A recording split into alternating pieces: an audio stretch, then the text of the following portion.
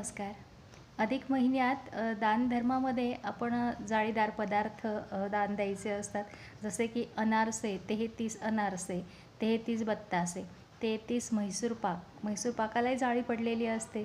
असं गोडमध्ये हे पदार्थ येतात आणि तिखटामध्ये आपण ढोकळा घेऊ शकतो आणि इडली घेऊ शकतो.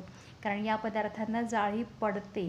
कारण असं म्हणतात की 33 कोटी देव आपल्याकडे पाहत असतात आणि 33 कोटी देवांचं लक्ष आपल्याकडे असतं आणि या पदार्थाच्या प्रत्येक छिद्रामध्ये देवाचा वास असतो असं म्हणतात. एरवी नाही, पण या अधिक महिन्याच्या दिवसात म्हणतात असं की या प्रत्येक छिद्रामध्ये देवाचा वास असतो, लक्ष्मीचा वास असतो.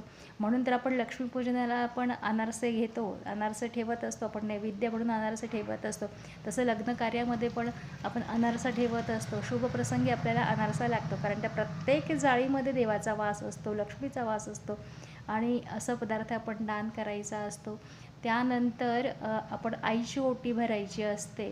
कारण आईची ओटी आपण एरवी भरत नाही, पण या अधिक महिन्यात खास करून आपल्याला आईची ओटी भरायची असते की आईला सगळं साडी, चोळी, बांगड्या, गजरा यथाशक्ती दान आपल्याला आईला करायचं असतं. आईची ओटी भरायची असते आणि उपवास करायचा असं शक्य असेल तर एक भुक्त एक नुक्त असं म्हणतात की एकदा जेवायचं आणि एकदा उपवास करायचा. अधिक महिनाभर असं करायचं असतं की ते आपल्याला शक्य तितकं शक्य जमेल तेवढं करा.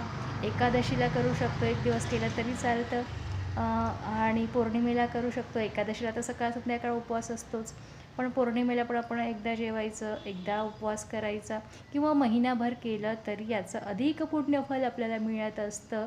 म्हणून हा पवित्र महिना आहे, याच्यामध्ये असे दानधर्म व्रत वैकल्य करायचे असतात. ते पाहूया आपण पुढच्या भागात.